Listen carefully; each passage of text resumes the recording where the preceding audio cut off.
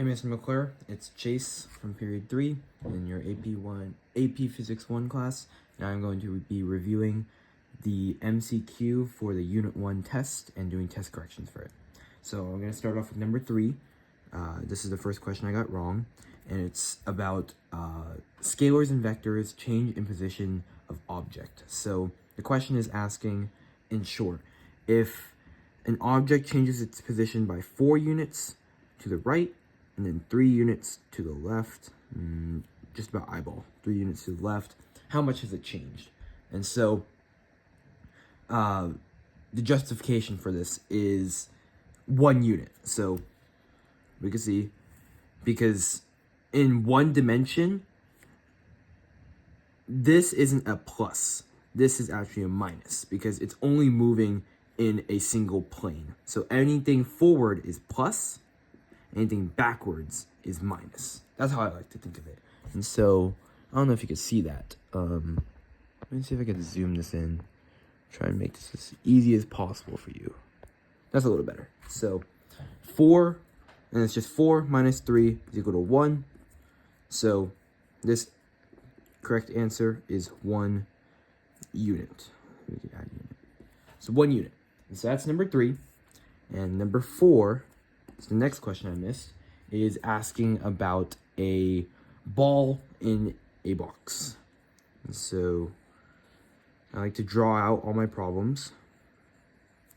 And this question is asking if a ball is in a launcher and is launched directly upwards while the box is moving, where will the ball be at its max height?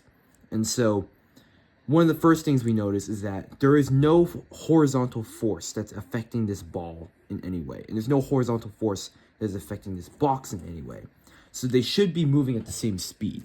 And the ball, until it is launched, is moving at the same speed as the box. If it was moving at a bigger speed, then it would fall off the box. If it was moving at a slower speed, it would fall off the box. So either way, it has to be moving at the same speed as the box.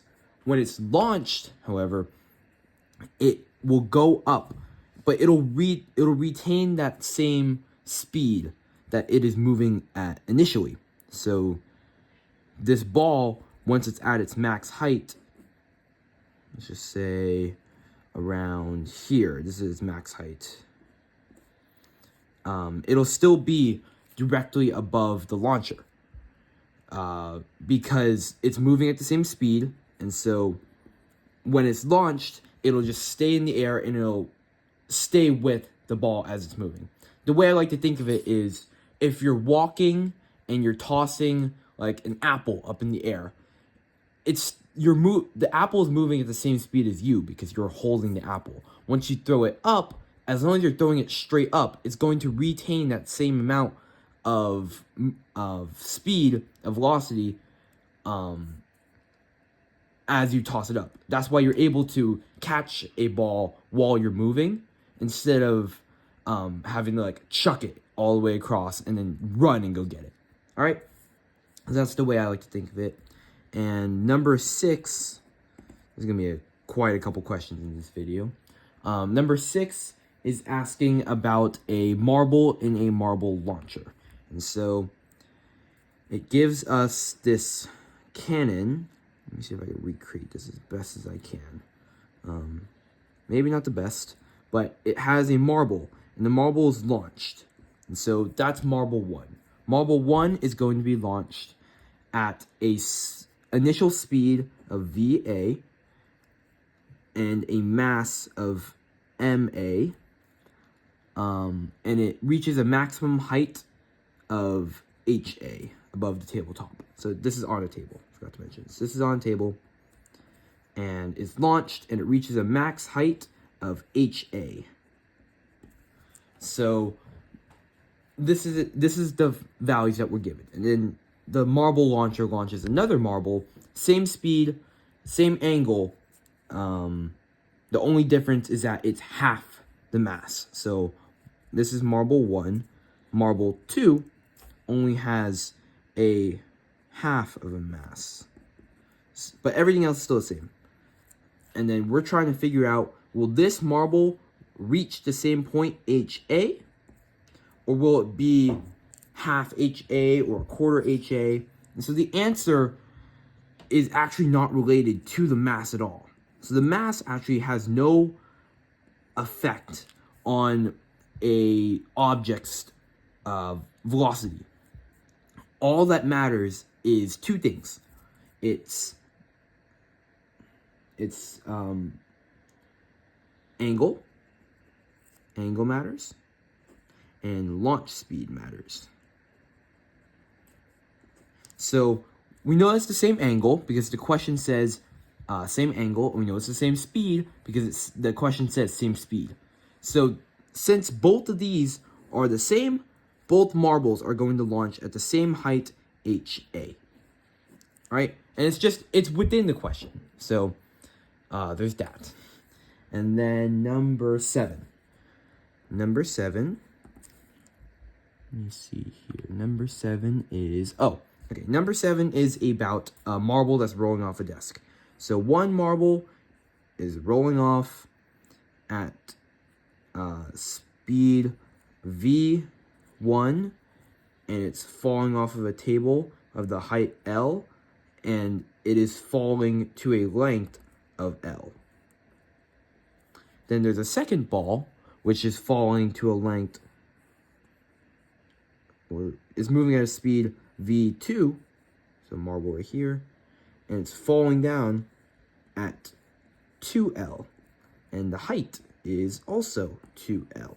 So the question asks, which equation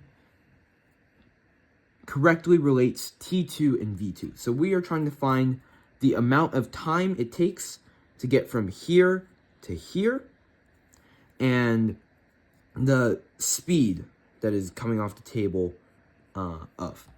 And so we can use the formulas 2y over g, square root of 2y over g, and this is going to be for time.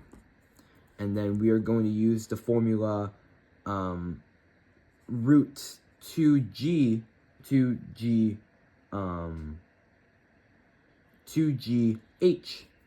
for velocity.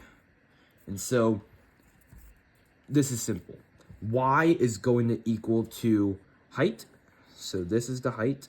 This is the y, because y-axis. This is the y-axis. Therefore, this is going to be y. So T1 is going to have a value of 2L over G, because y is equal to L. Makes sense? T2 is going to have 2, in parentheses, 2L, because this height is 2L. And it's going to be over G just as well. And so, if we set these equal to each other, we're trying to find how it relates. So if we want to find how it relates, we just set it equal to each other, and we find the value that we need in order to make it equal. So the equation is going to be 2L over G is equal to 4L over G, right? Because 2 times 2 is 4. Pretty simple. Let me move this down here just for mathematical correctness. So in order to get 4L from 2L here, all you have to do is multiply by the square root of 2. Makes sense, because square root of 2 times square root of 2 is equal to what? 2. And so what is this? Square root of 4 is 2. And so all we have to do is multiply this by square root of 2 in order to set these equal to each other. So that's T1 to T2. And the velocity is the exact same story. V1 is equal to 2GL. V2 is equal to 2G2L. Both neither on the roots. And if we want to set it equal to each other, then we set this equal to each other. 2GL is equal to 4GL, because 2 times 2 is 4. Both these under roots. How do we get these set equal to each other? Easy. We just multiply by root 2, because root 2 times root 2 is 2. Root 4 is 2. So all we do is 2GL times root 2 is equal to root 4GL. And so this is our answer. Where'd it go? Here. This is our answer for both. So the answer for number 7 would be T2 is equal to 2V, or 2T1, root 2T1, and V2 would be root 2V1. All right, so that's number 7. And number 8, let me go to the next question. Number 8 is asking about a car. And so, number 8. So, it's asking if one car, this is going to be a very crude drawing, but it's a car. If car number 2, so the car 2 is on top, is traveling at a velocity of v0, and then car 1 is also traveling at a speed of v0, and let's just say a wind, a constant acceleration. So something is causing these two cars, something to accelerate to the left at speed a0. And so we're trying to figure out, as this car stops, what would this car's speed be? So if this speed is pushing against the velocity of the first car, it's going to start canceling each other out. And so as this car stops, it's going to be as this car is moving at a velocity, it's not accelerating. The acceleration from the left is going to start slowing it down, because two vectors that oppose each other will eventually equal 0. So when this car stops, we need to figure out what this speed will be of car 2. And so if it's traveling to the left and the acceleration is to the left, what does that mean? All that means is that the speed of the car is going to increase by v0. And so v0 plus v0 is equal to 2v0. And that's your answer. And that's it. So that's number 8. Number 9. Let me look at number 9. Number 9 is asking about automobile travel. So, number 9. I hope I don't need more room for this. It's asking about if a car traveling on a straight road has initial speed v when the brakes are applied, it travels a distance x. So if another car is traveling with the speed of 2v, what will be the x when it stops? Well, how long will it take to stop, pretty much? And so it's a simpler reasoning than some of these questions, but as the car is traveling, it's at a speed of 2v. And so we know that for sure. And we have to find out when it stops. So we can use the formula to figure out the x position after. If we have v final, which is 0, because we need it to be at a final velocity 0, so that's stopped. Can you see that? Oh, you could not see that. Okay, so I haven't done much, but I hope you saw the velocity. If not, this is the velocity part I was talking about right here, if you want to check my work. But v initial, going back to the question at hand, v0 or v initial, I like to use I because 0 throws me off a little bit, is 2v, because as we said, it's moving at a constant speed of 2v, or initial speed of 2v, initial velocity of 2v. And so the formula that I've used includes both of these, and x is v final, v final squared is equal to v initial squared plus 2ax. And so v initial is 0, so we can get rid of this. And so it's going to be v initial squared plus 2ax. We want to solve for x. So in terms of x, And so all we're going to do is set this equal to 0. And so we move this across. It's just simple algebra. And then we're going to divide by 2a. So it's going to be negative vi squared over 2a. Pretty simple. I hope you're following along for now. And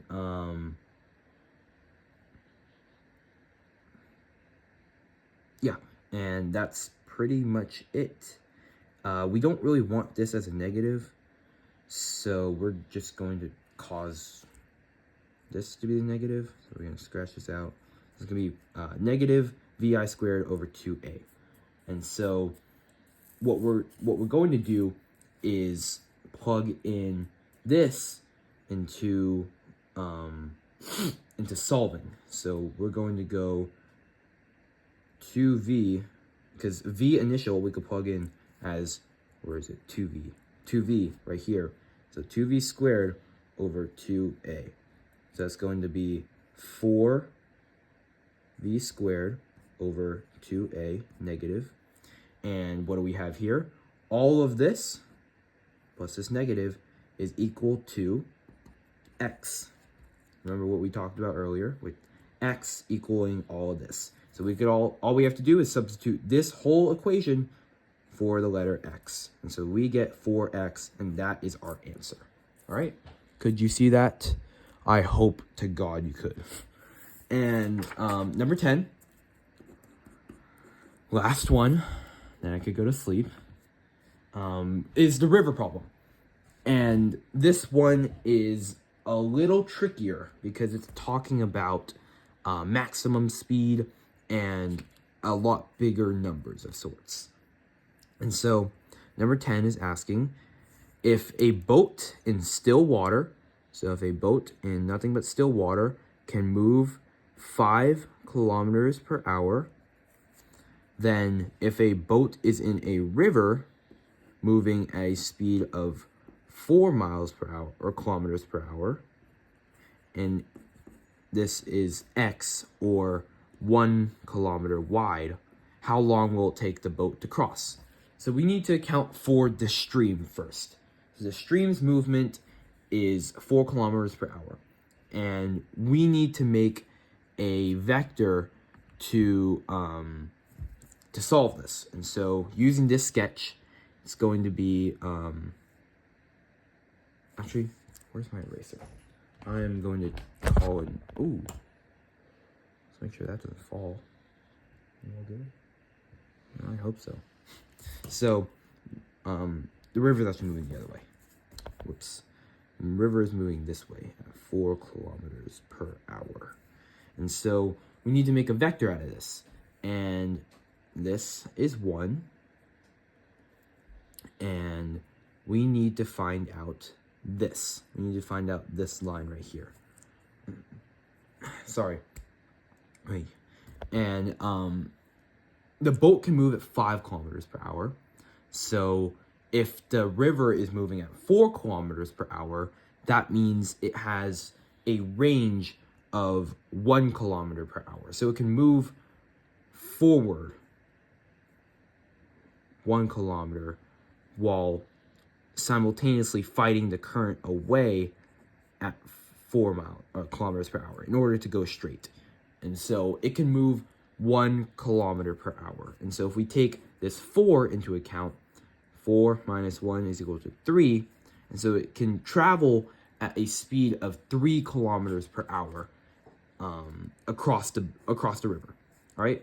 And all we do, since this is 1 kilometer, if it takes 3 kilometers per hour, it's all of it's going to be distance over velocity. So this is our velocity, this is our distance, 1 over 3. That's our final answer. All right, thank you for listening. If you need to see my work, I'm going to take this. Here is the front, and here is the back. All right, thank you, Mr. McClure. Have a great night.